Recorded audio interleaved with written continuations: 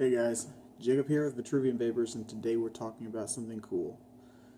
Not just cool, very cool. Wireless cool. We're talking about the Eiffel. Enjoy the intro.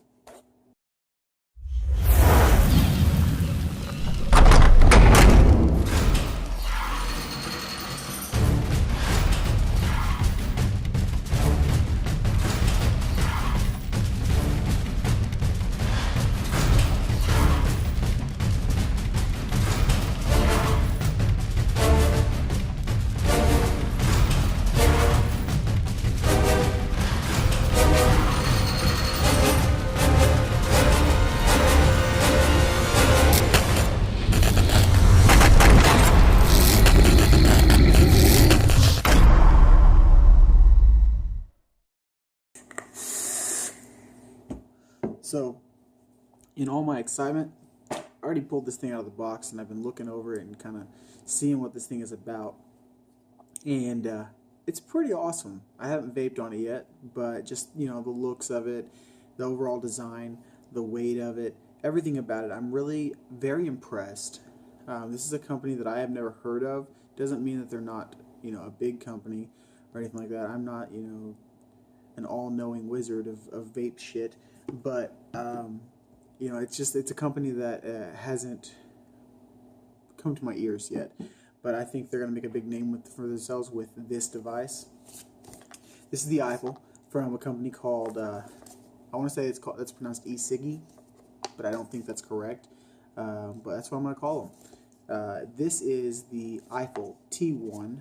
It is a 165 watt device, and it does temperature sensing. I don't know how many degrees it goes up to yet, but we're going to find that out here in a second when we crank into it. It does all the stuff's in the back. That's really cool. So, no pamphlets for me. There's a pamphlet, but I'm not going through it to give you this information. It's all in the back of the box. Temperature mode, it does between 0.1 and 1 ohm. And then 0.16 to 2 ohms for variable wattage. Now the temp mode, it doesn't say whether or not it does titanium or nickel or both. I'm assuming it just does nickel. I don't have any titanium with me, and currently do not have any nickel with me, so I won't be able to test out the temperature sensing feature, but we are going to test out the wattage to its full capability, and we are going to test out the coolest part of this device, and that's its charging pad. It does have a charging port on the bottom for you to plug it into a micro USB, but it also comes with this nifty little charging pad. And you plug this charging pad in and leave it on your nightstand, or leave it, on your table or wherever, and you just take your mod and you stick it on the charging pad, and it starts to charge. And that's really cool. Yeah, see, there it goes right there. Bam, popping over the battery. I didn't even plug it in, and it's charging. So we're going to get into that. I'm going to put my RDA on it. We're going to blow a few clouds. We're going to play around with it and figure out its settings. And we're going to call it a night. I want to talk about is overall packaging of the device. This is the third time I've showed you the box, and it's probably going to be the last time I show you the box, because then we're diving into the mod itself. But overall packaging is very nice. It has a nice display of the device, and then its charging pad included. That is included in the box. It is not a separate purchase. You do not have to buy the mod and then buy the charging pad separate. They come in the box together. On the other side, it gives you all your information. It talks about temperature mode. It talks about your wireless charger. It tells you your information about your resistance for each setting. It tells you between 1 watt and 165 watts. It tells you 4,000 milliamp hour battery. That's very nice. And then it tells you something about a power bank. We're going to find out about what that is, I'm hoping. And then it tells you what color you got. Your options are black, silver, gray, and gold. When you open the box up, you literally just take the sleeve off, and it kind of opens up like a little jewelry box. It comes with your insert, which is where your mod is, and then off to the side it has this little packet in it, and that's got your little cable for your charging port, for your charging pad. Underneath the whatever felt material that shit is, you'll see a little outlay, and that's where this comes in, your little charging port. Something else it comes with kind of stumps me a little bit. It comes with a little brush. Not quite sure exactly what that's for.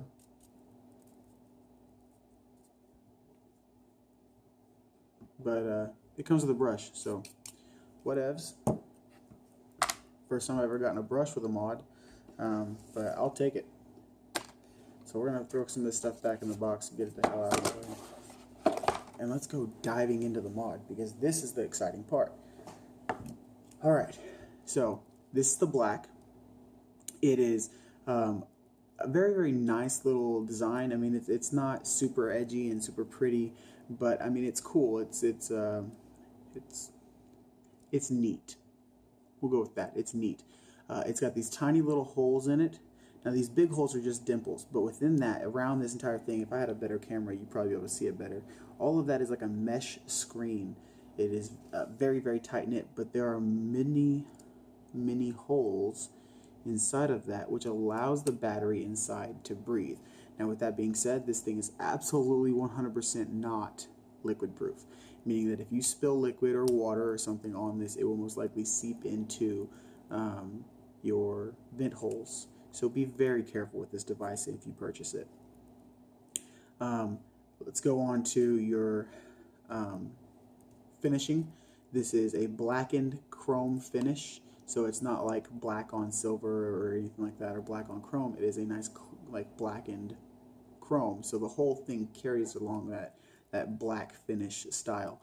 And I can only imagine what the gold one looks like, and that's kind of cool. I'm kind of interested to know what the actual color of the gold one is. Nice LED display, nice clicky button. It's got a lot of throw to it, so it gives you a lot of room to play. 5 clicks turns it on, I think. There you go. You got your wattage up, your wattage down, standard procedure, and your 510.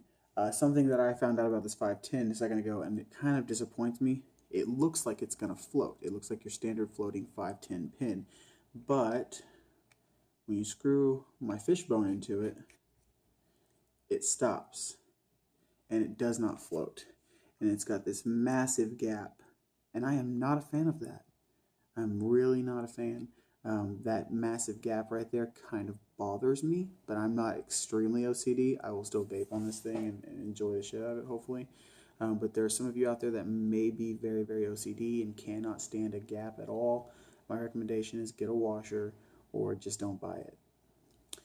So let's dive into it though. It pops up immediately and asks you if it's a new coil. If it is, yes, up. If not, down. So I'm going to say yes because it is a brand new coil. It automatically reads my resistance at 0.21. That is exactly what I built this to. It's a 0.22, but whatever. And then it's automatically set me at 60 watts. When I try to fire it at 60 watts, it immediately starts reading a 3.54 voltage, and it stays there. So it looks like it sets the voltage and then just fires. It doesn't have a ramp up. It doesn't do anything, and it's quick. I mean, pretty much as soon as I hit the button.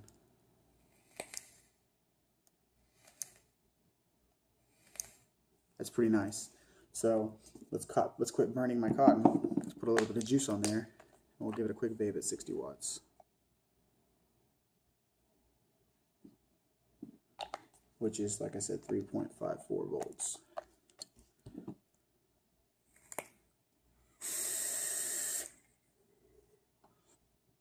That's nice, but that's cold. So let's turn it up. Oh, it goes quick. That's nice. So when you hit the button, it goes like the first 10 to 15 digits at a decent pace, and then it picks up the speed. So let's see if I can angle it just right so you can see everything.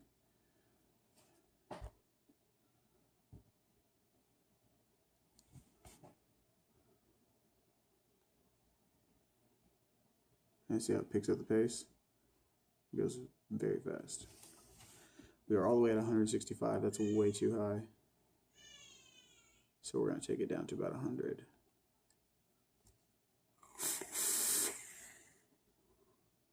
Damn. Instant dry.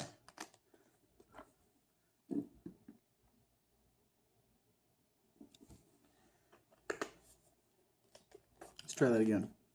100 watts, fires it off at 4.58 volts. Nice.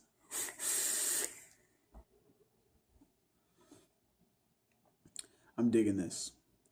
So let's take it up to Let's take it, you know what, let's just go ahead and go for the full 165. Hopefully these coils can handle it. 165 watts. What I'm really interested to see is, does it pulsate like the Snow Wolf does after 150?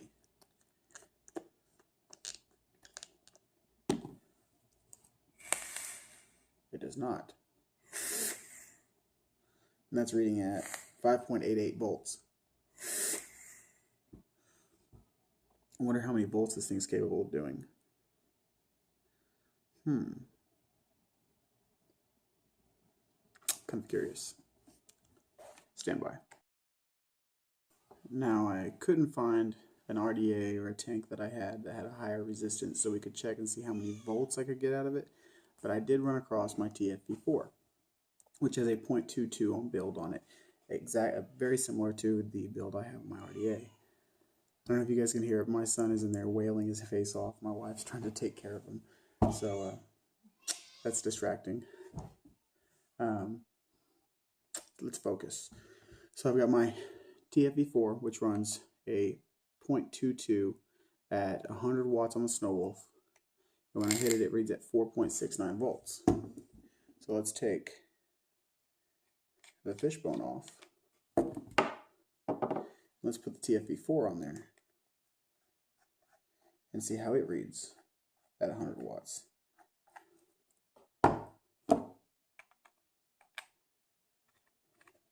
See if it sits down all the way. Oh, that sits down almost all the way. There's a very, very, very minimal gap. I wouldn't even call that much of a gap at all. I wouldn't really say that's a gap. It's pretty much touching.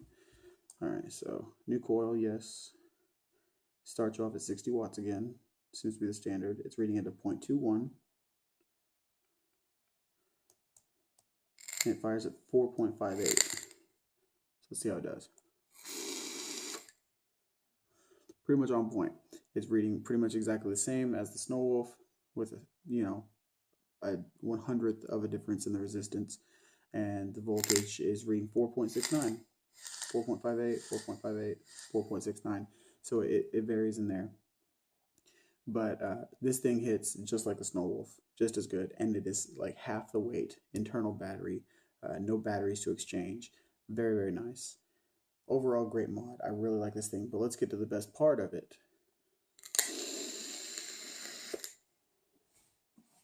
The charging pad. I'm going to adjust the phone a little bit so you guys can get a better view of this. Let's see what I can do here. Alright, so we got the charging pad on the table. It's got that one red light, and we've got our display. As we set it down, it registers and the blue light comes on. You'll notice that this display will change. Right now the battery light is kind of flashing a little bit, but here in a second it'll go to a full battery light. I think. There we go. And now it shows that it's charging. Is that fucking cool or what? So let's take that off and show just a couple more features of this mod, and then we're going to wrap this thing up. Okay?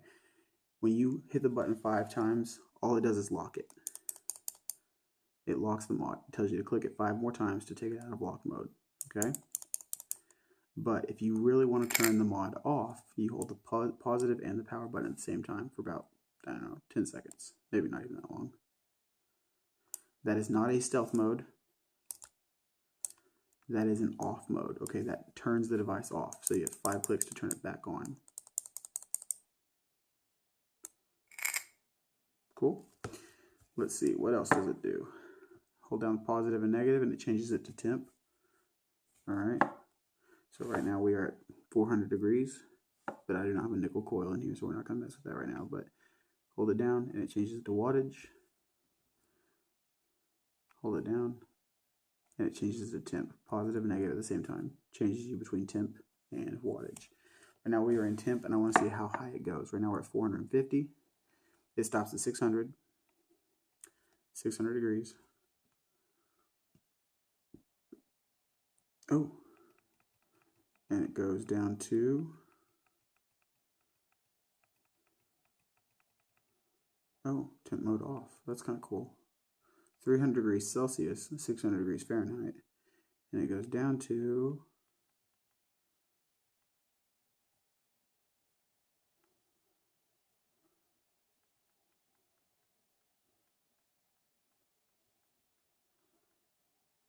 200 degrees. It goes to 200 degrees Fahrenheit. So that's kind of cool. Between 200 and 600 degrees in Fahrenheit. And it looks like 300 degrees Celsius and probably 100 degrees. 300 and 100, I'm thinking. Yeah. So in Celsius, between 300 and 100, in Fahrenheit, between 600 and 200. And there's an off mode. When you go all the way down past the Celsius, past the Fahrenheit, it stops and it goes to off. I'm not quite sure exactly what that does, but we're going to set it to off for right now.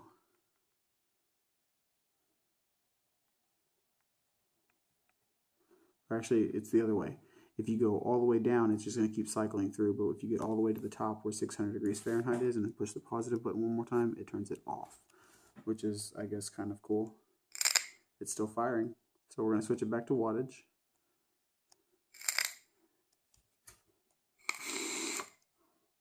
Let's see what else this thing does. Sometimes these things have like added tricks, but if we hold down the power and the negative,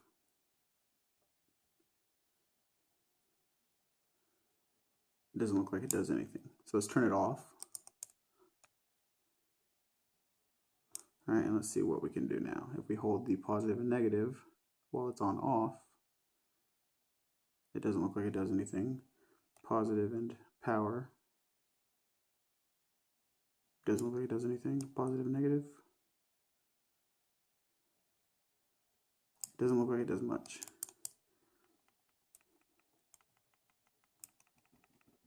No, so it's just off.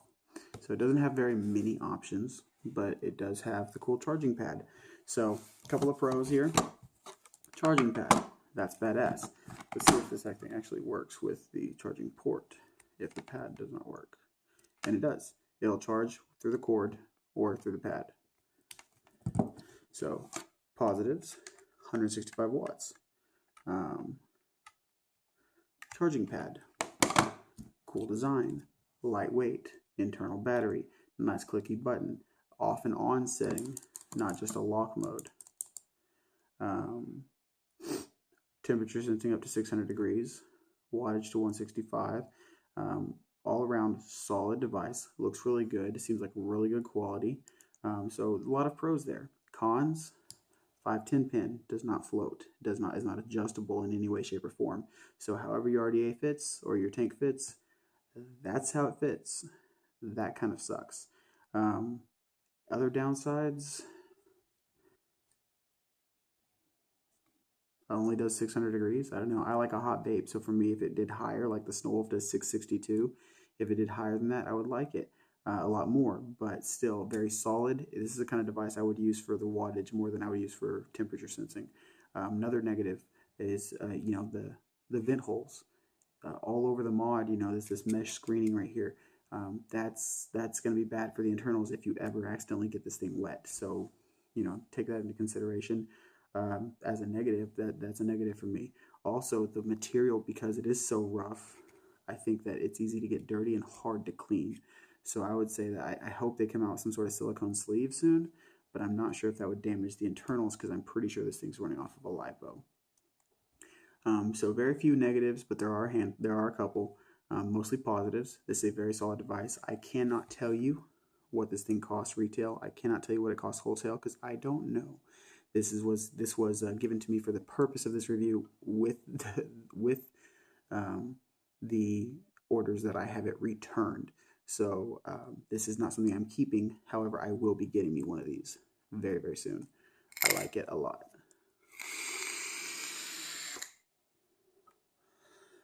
Solid device. So guys, I hope you liked the review. I hope you go out and get you one of these mods. Check your local retailers and find out if they have them. I know where you're carrying it over at Severe Vapor over in Sevierville, Tennessee. So stop by and see us and pick one up for yourselves. Currently, this is the only one we have in stock. We picked it up so I could do the review, find out if we liked it or not. I love this thing, so we will definitely be carrying it. I say we should have more in within the next couple of days, and we should have at least one of every color. unless they sell really, really, really well. And then we're going to probably have multiples of different colors. So come in and see us, talk to us about it. I'm definitely going to suggest that the retail is probably going to be above $100, but who wouldn't pay $100 for something you can just stick on the pad and charge? That's a very, very cool option. So I like this thing. I like it a lot. If you guys like the review, please give me a thumbs up.